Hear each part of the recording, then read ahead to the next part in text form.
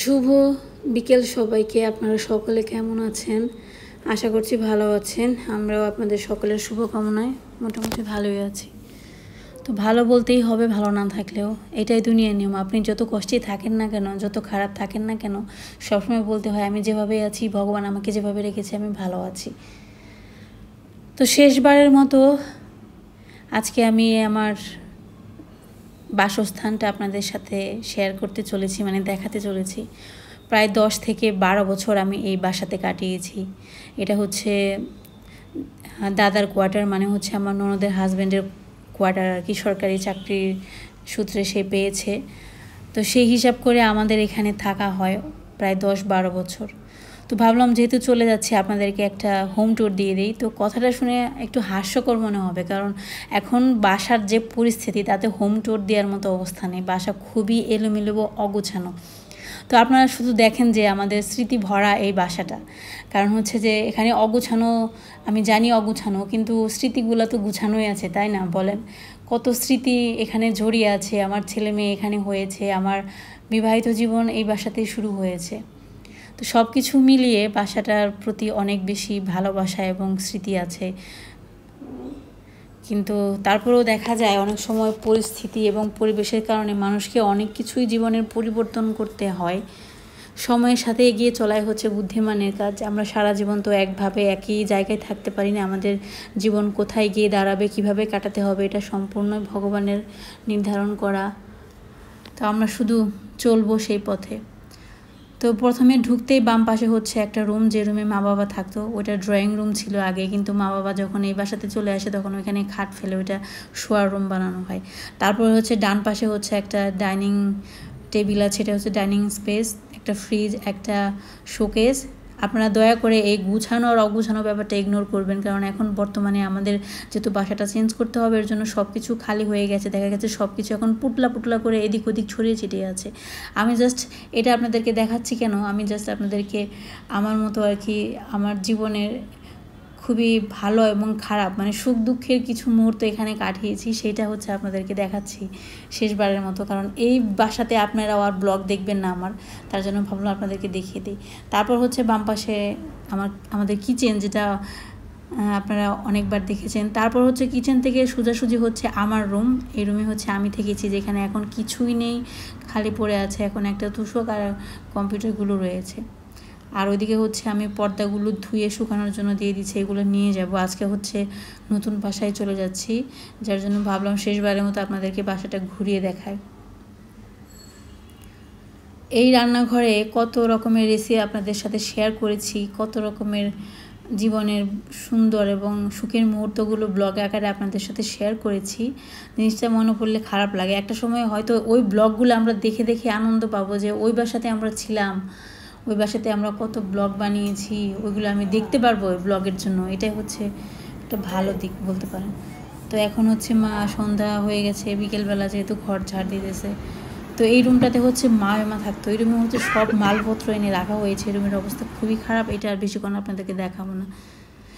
একদম সোজা ঢুকতেই সবার শেষে যে একটা রুম সোজাসুজি, ওইটা হচ্ছে মার জন্য রাখা হয়েছিল। মার তাওই থাকতো, এবং তার বাম পাশে আরেকটা রুম আছে যেটাতে হচ্ছে অর্চিরা থাকতো। এই রুমটা হচ্ছে সব থেকে বড় এই কোয়ার্টারের মধ্যে আর কি, এই বাসার মধ্যে।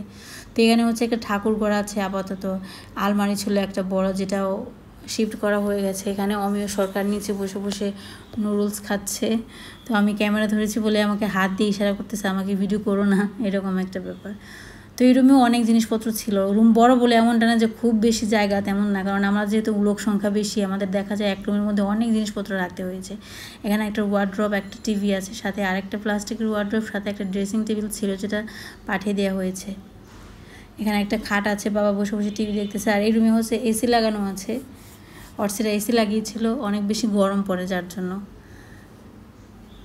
ওর হচ্ছে খাটের পাশেই একদম একটা জানালা আছে, জানালা দিয়ে খুব সুন্দর হাওয়া আসে, এখানে বসে থাকতে ভীষণ ভালো লাগে।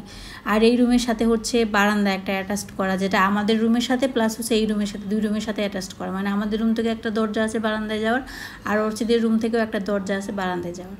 এরপর হচ্ছে একদম সোজাসুজি ক্যামেরা ধরে দেখতে পাবেন ডাইনিং স্পেস, ওই পাশে রান্নাঘর, একদম সোজাসুজি আমাদের মেইন গেট। এ হচ্ছে আমাদের স্মৃতি জড়িত বাসা আর কি। ঢাকা শহরে থাকলে একটাই প্রবলেম, কখনো নিজের বাড়ি করা মানে সবার পক্ষে সম্ভব না। এর জন্য দেখা যায় যে অনেক স্মৃতি জড়িত জায়গা থাকলেও সেখান থেকে পদত্যাগ করতে হয়, মানে এরকম হচ্ছে ব্যাপারটা। তো সার বাবা আসছে, কিছু জিনিসপত্র আমার বাকি ছিল যেগুলো যে বস্তা ভর্তি করে ফেলেছি, এখন এই বস্তাটা নিয়ে যাবে। আর হচ্ছে এই ঝুড়ির ভেতরে কিছু জিনিসপত্র আছে, আয়নাটা নিয়েছি, সাথে 2টা ভগবান শ্রীকৃষ্ণের ছবি আছে যেগুলো সাথে করে নিয়ে যাব আমি। আর হচ্ছে তুষক যেটা দেখতে পাচ্ছেন এটা হচ্ছে এই বাসারই, মানে দাদা দিয়েছিল আমাদের শোয়ার জন্য, কারণ আমাদের সব জিনিসপত্র একদম তুষক বালির সব কিছু আমরা ওই নতুন বাসাতে পাঠিয়ে দিয়েছিলাম, যার জন্য এখন থাকার জন্য আপাতত একটা তুষক দিয়েছে। তো দেখতে দেখতে প্রায় চলে যাওয়ার দিন চলেই আসলো, মানে এই বাসা থেকে চলে যাওয়ার দিন চলে আসলো। মাঝে মাঝে ভাবতাম যে নতুন বাসায় যাব, একটা আনন্দ কাজ করতেছে, ঠিক আছে। আবার যখন যাওয়ার সময় এলো তখন হঠাৎ করে আমি কখনো ভাবিনি যে, আসলে সত্যি কথা বলতে আমার সহজে কান্না পায় না, আমি একটু শক্ত টাইপের মানুষ, খুব কষ্ট না লাগলে আমার কান্না আসে না, যখন কান্না আসে খুব কষ্ট হলে আমার কান্না আসে। তো ব্যাপারটা হচ্ছে এরকম। তো আমি কখনো ভাবিনি যে এখান থেকে যাওয়ার সময় আমার চোখে দিয়ে জল পড়বে। হ্যাঁ, আমি খারাপ লাগছে এমনটা না, বলবো না যে আমার খারাপ লাগেনি, অবশ্যই খারাপ লেগেছে, খারাপ লাগারই কথা। কিন্তু যখন আমি চলে যাব ভাবছিলাম, তখন অটোমেটিকলি আমার চোখ দিয়ে জল গড়িয়ে পড়লো। আসলে আমি নিজেই অবাক হয়ে গেছি। আমার একটা দিদি আমাকে কমেন্ট করে বলেছিল যে তুমি যখন এখান থেকে যাবে তখন বুঝতে পারবে আসল কষ্টটা। সত্যি আমি ফিল করতে পেরেছি যে সত্যি বোঝা যায় না আসলে দূরে থেকে, বা যখন মানুষ সেই পরিস্থিতিতে না যায় তখন সেই পরিস্থিতির মর্মকে বুঝতে পারে না। আমি যখন এই বাসা থেকে বেরোচ্ছিলাম তখন আমার চোখ থেকে একাই জল বেরিয়ে আসলো। আমি ভাবিনি যে আমার চোখ দিয়ে জল আসবে। হয়তো কথাগুলো অনেকবার বলতেছি বলে আপনাদের বিরক্ত লাগতে পারে, কিন্তু আমি আমার মনের ভাব আপনাদের সাথে শেয়ার করতেছি। তো এখন হচ্ছে বাজে প্রায় 10টার মতো। আমরা হচ্ছে রাতের খাবার খেয়ে বেরিয়ে পড়েছিলাম নতুন বাসার উদ্দেশ্যে। এখানে হচ্ছে বাজার করতেছি, সবজি তো কিছুই কেনা হয়নি, তো সবজি কিনে নিয়ে যাব, যেহেতু এখন ওইখানে যে রান্না বান্না করে তো থাকতে হবে, সবজি ছাড়া কি আর চলে বলেন। তো এখানে কিছু বাজার করতেছি। ঈশানা সারা তো ছোটো, ওরা ভাবতেছে যে নতুন বাসায় যাচ্ছি, আবার যখন মনে পড়বে তখন এই বাসায় চলে আসবে আগের বাসায়, কিন্তু ব্যাপারটা তো সেরকম না। ওরা তো এখন আনন্দে আছে, কিন্তু 2-1 দিন থাকলে ওরা বুঝতে পারবে কষ্টটা কী। তো আমরা এখন রিকশায় উঠে পড়েছি। সত্যি কথা বলতে কি জানেন, ব্লগ বানালে একটা সুবিধা আছে যে এই স্মৃতিগুলো আমরা একটা সময় দেখতে পারবো, ওই বাসায় রান্না বান্না করা, ওই বাসার ব্লগ সব কিছু দেখতে পারবো। তো চলে আসছি নতুন বাসাতে, অনেক রাত হয়ে গেছে। আসতে চেয়েছিলাম বিকেলবেলায়, কিন্তু সবাই বললো যে না, রাতের খাবার খেয়েই যাও, তাহলে আর ওইখানে গিয়ে রান্না করতে হবে না, জাস্ট বাসাটা একটু ক্লিন করে তোমরা শুয়ে পড়তে পারবা। তার জন্য ভাবলাম যে ঠিক আছে, একদম খাওয়া দাওয়া করেই আসি। তো জিনিসপত্র তো সব পাঠিয়ে দিয়েছিলাম আগে, হালকা পাতলা কিছু ছিল এখন নিয়ে আসলাম, আর এই যে সাথে করে সবজি বাজার করে নিয়ে আসলাম। তো এখন এই বাসাতে তো লিফট আছে, যার জন্য সিঁড়ি বাইতে হয় না, বাচ্চাদের অনেক আনন্দ। তো শুরু হলো আবার নতুন জার্নি, জানি না কেমন কাটবে দিনগুলো। আপনারা সবাই আমাদের জন্য আশীর্বাদ করবেন। এই প্রথম আর কি আমরা আলাদা বাসা নিলাম, নতুনভাবে সংসার শুরু করার সিদ্ধান্ত নিয়েছি। জানি না ঠিকমতো সব কিছু করতে পারবো কিনা, সব দায়িত্ব কর্তব্য পালন করতে পারবো কিনা। আমাদের জন্য অবশ্যই আশীর্বাদ করবেন। আপনাদের সকলের আশীর্বাদ থাকলেই আমরা ভালোভাবে সুখে এবং সুন্দরভাবে আমাদের জীবনটা অতিবাহিত করতে পারবো। তো বাসায় চলে আসার পর আমি কিছু জিনিসপত্র গুছিয়ে নিচ্ছি। সব কিছু তো বাজার করা হয়েছিল না, কিছু কিছু বাকি ছিল যেটা আজকে করা হলো। এখানে হচ্ছে হালকা পাতলা কিছু মশলা বাকি ছিল, সেগুলো হচ্ছে নিয়ে আসছে সার বাবা, ওগুলো হচ্ছে আমি একটু গুছিয়ে রাখতেছি।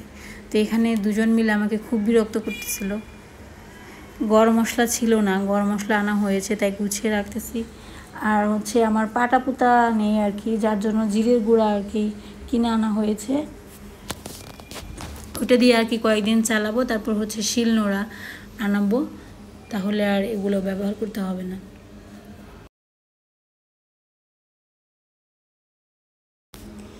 এখন তো বাসার সব কিছু নতুন নতুন, এর জন্য দেখতে বেশ ভালো লাগে, কিন্তু ব্যবহার করতে করতে পুরনো হয়ে আবার সে আগের মতোই হয়ে যাবে, তখন আর এত সুন্দর লাগবে না।